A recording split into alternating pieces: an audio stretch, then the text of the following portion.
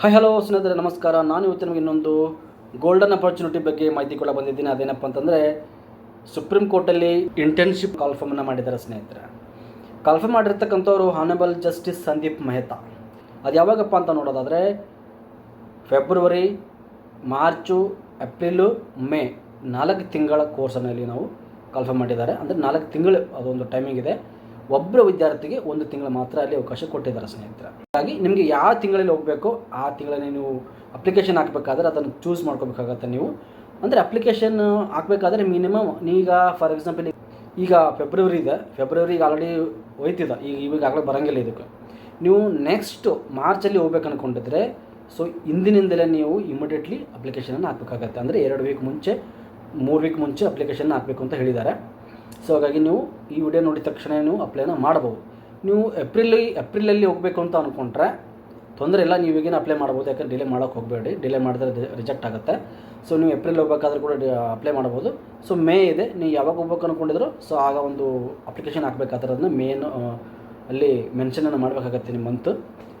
ಇಲ್ಲಿ ಯಾರಿಗೆಲ್ಲ ಎಲಿಜಿಬಿಲಿಟಿಯನ್ನು ಕೊಟ್ಟಿದ್ದಾರಪ್ಪ ಅಂತ ನೋಡೋದಾದರೆ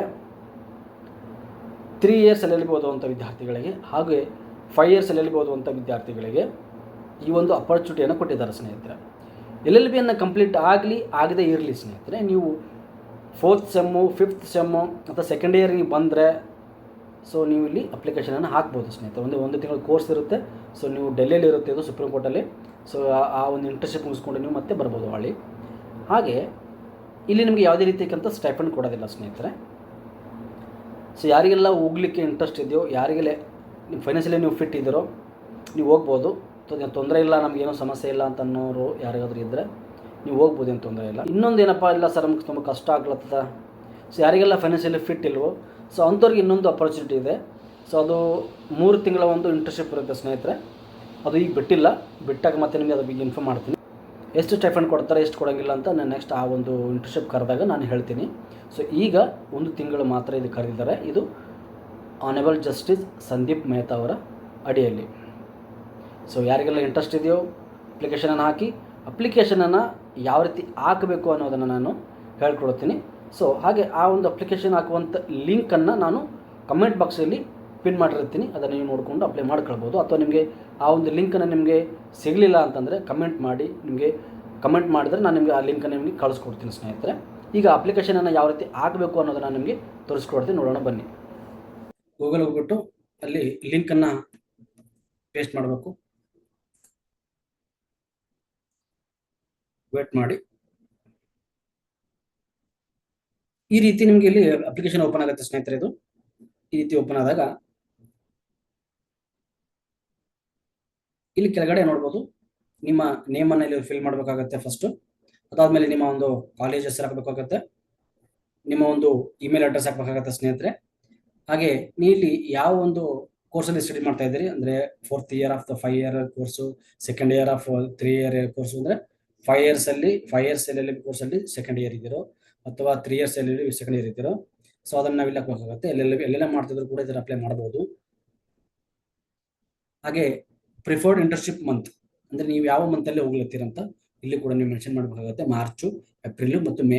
ಈಗ ಫೆಬ್ರವರಿಲಿ ಕರೆದಿದ್ರು, ಫೆಬ್ರವರಿ ಈಗ ಇಲ್ಲಿ ಡಿಲೀಟ್ ಆಗಿದೆ, ಅಂದರೆ ಈಗ ಅಪ್ಲೈ ಮಾಡೋಕ್ಕೆ ಬರೋಂಗಿಲ್ಲ ಅದು. ಸೊ ಈಗ ಮಾರ್ಚು, ಏಪ್ರಿಲ್, ಮೇ ಮೂರು ಉಳ್ಕೊಂಡಿದೆ. ಸೊ ನೀವು ಅಪ್ಲೈ ಮಾಡ್ಬೇಕು ಅಂತ ಅನ್ಕೊಂಡ್ರೆ ಮಾರ್ಚಲ್ಲಿ ನೀವು ಅಪ್ಲೈ ಮಾಡ್ಬೇಕು ಅಂದ್ಕೊಂಡ್ರೆ ಇಮಿಡಿಯೇಟ್ಲಿ ನೀವು 2-3 ದಿನದಲ್ಲಿ ಅಪ್ಲೈ ಮಾಡಬೇಕಾಗತ್ತೆ. ಸೊ ನೆಕ್ಸ್ಟ್ ನೀವು ಏಪ್ರಿಲ್ ಮಾಡ್ಬೇಕಂತ ಅನ್ಕೊಂಡ್ರು ಕೂಡ ಇವತ್ತೇ ಅಪ್ಲೈ ಮಾಡಿ, ಅಂದರೆ ಡಿಲೇ ಮಾಡೋಕೆ ಹೋಗಬೇಡಿ. ಏಪ್ರಿಲಲ್ಲಿ ಹೋಗ್ಬೇಕಂತ ಅಂದ್ಕೊಂಡ್ರು ಕೂಡ ಆದಷ್ಟು ಬೇಗನೆ ಎಲ್ಲನೂ ಕೂಡ ಅಪ್ಲೈ ಮಾಡ್ಕೊಂಡ್ಬಿಡಿ, ಡಿಲೇ ಮಾಡೋಕೆ ಹೋಗಬೇಡಿ. ಸೊ ಇಲ್ಲಿ ಪ್ಲೇಸ್ ಆಫ್ ರೆಸಿಡೆನ್ಸ್, ನಿಮ್ಮ ಒಂದು ಅಡ್ರೆಸ್ಸನ್ನು ನೀವು ಇಲ್ಲಿ ಹಾಕಬೇಕಾಗತ್ತೆ. ನಿಮ್ಮ ಒಂದು ಮೊಬೈಲ್ ನಂಬರ್ ಹಾಕಬೇಕು. ಮೊಬೈಲ್ ನಂಬರ್ ಹಾಕಿದ್ಮೇಲೆ ಇಲ್ಲಿ ನೆಕ್ಸ್ಟ್ ಅಂತ ಕ್ಲಿಕ್ ಮಾಡಿಕೊಂಡ್ರೆ ಇದು ಸಬ್ಮಿಟ್ ಆಗುತ್ತೆ ಸ್ನೇಹಿತರೆ.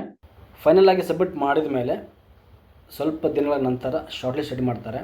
ಶಾರ್ಟ್ ಲಿಸ್ಟಲ್ಲಿ ನಿಮ್ಮ ಹೆಸರಿದ್ದರೆ ಅಲ್ಲೇ ಅವರು ಕೂಡ ಆನ್ಲೈನಲ್ಲಿ ನಿಮಗೆ ಇಂಟರ್ವ್ಯೂನ ಮಾಡ್ಬೋದು. ಸೊ ಅದನ್ನು ಫೇಸ್ ಮಾಡಬೇಕಾಗತ್ತೆ ಸ್ನೇಹಿತರೆ. ಅದಾದಮೇಲೆ ನಿಮಗೆ ಅಲ್ಲಿ ಅಪರ್ಚುನಿಟಿಯನ್ನು ಕೊಡ್ತಾರೆ.